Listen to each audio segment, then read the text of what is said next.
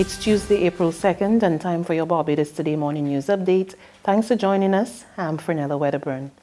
Barbadians purchasing takeout food from establishments across the country could face higher prices for food served in environmentally friendly containers. It comes as government's deadline for the importation of single-use plastics went into effect yesterday. Government has extended the deadline to July 1 for the overall ban of the products to allow for the phasing out of existing stock.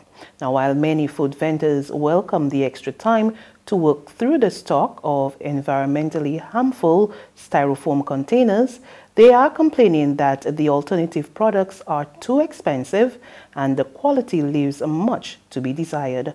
Our Karim Smith reports. Over the weekend, a video making the rounds on social media showed the popular Barbadian delicacy pudding and sauce dripping out of a soggy, environmentally friendly food container, which seemingly could not withstand the pressure. Food vendors operating at various spots on the island have confirmed that the incident was not isolated. Some say that dishes like soup are simply too hot to be held in the new containers. Others have vowed to defy the ban and accept the fine if better alternatives were not offered, as the prices for the alternatives were also too high, according to retailers. Last Thursday, Minister of Maritime Affairs and the Blue Economy, Kirk Humphrey, revealed that vendors and retailers would have until July 1st to use their existing stock, while the ban on the importation of all petrol-based plastic remained in effect. Prior to that, Humphrey announced fines as high as $50,000 or a year's imprisonment or both for importing, offering for sale, or using single-use plastics. For Barbados Today, I am Karim Smith.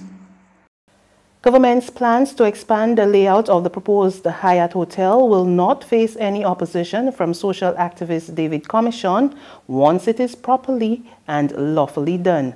Speaking to Barbados Today on government's new proposal, Commission said he wouldn't have no issue once the proper procedures were followed. Prime Minister Mia Mottley recently announced that her government was against the previous plan of having the Hyatt built on 2 spots in Bridgetown. Instead, she revealed the US $100 million hotel would now be constructed on 3 lots after a compulsory acquisition of nearby property. However, Commission says government would now have to make a new application as the building plans are being changed. If it is that there's a proposal to make a new application for new permission to construct a different type of hotel, no longer a 15-story hotel, but a hotel of a different configuration, then that new proposal or application has to go through the legal procedure.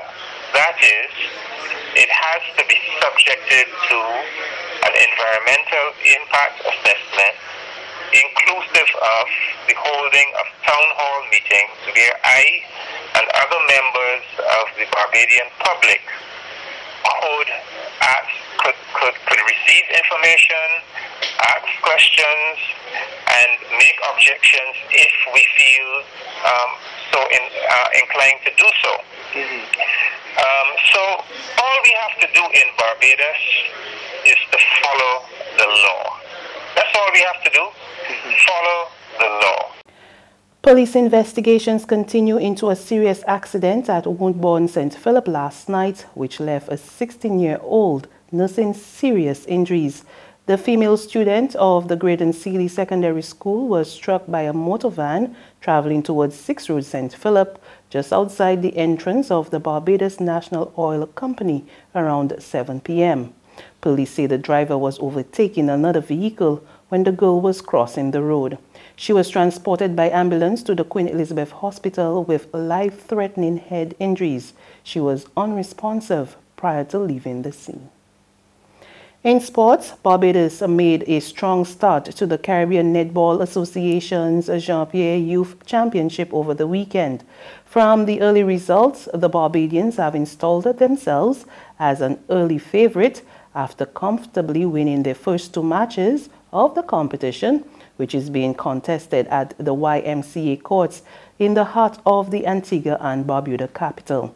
They started the championship with a 35-22 victory over Trinidad and Tobago on Saturday and secured a 35-22 victory over Dominica on Sunday. There's regional and international news after this short break.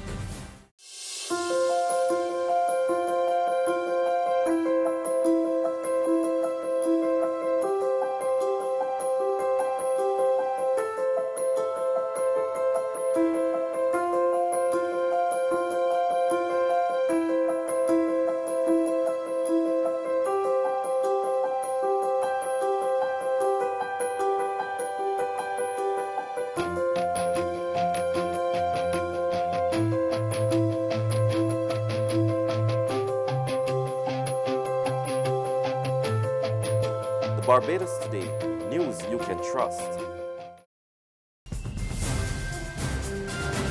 To news from the regional scene now, several people were injured when a mega ship, which was being prepared for maintenance at the Grand Bahama shipyard, suddenly collapsed.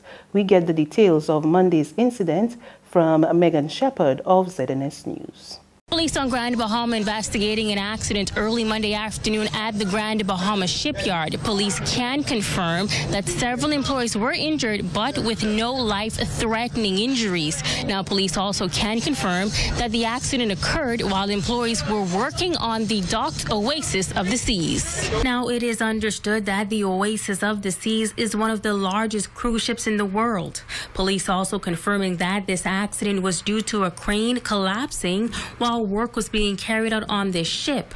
Our news team spoke to two taxi drivers shortly after the incident. Craig Gray was at the facility during the time of the accident, while Lorenzo was on his way to pick up a foreign national. We was just talking, and then all of a sudden we heard a loud boom, and we thought it was like where they normally dynamite down here. And when we was looking, when they saw like it wasn't a dynamite, a couple of my colleagues say, "Oh, look at the ship leaning." And finally, on the international front, hunger levels have again increased after years of decline. That's according to the UN's Under-Secretary General of Humanitarian Affairs, Mark Lowcock, as the world marks 70 years since the Geneva Conventions were adopted.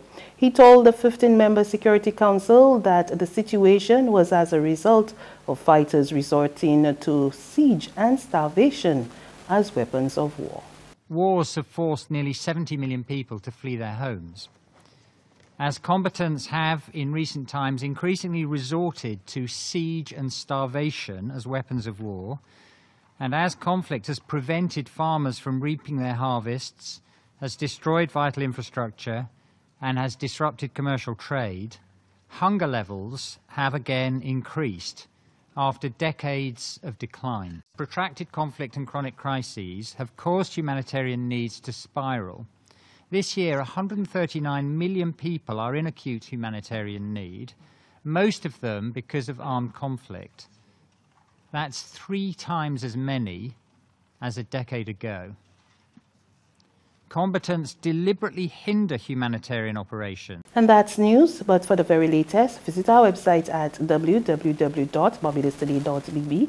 You can also subscribe to our e-paper, email updates, or like us on Facebook, and sign up for our breaking news alerts via WhatsApp. We're also on Izumi Media in bus terminals, as well as screenplay at supermarkets and gas stations near you.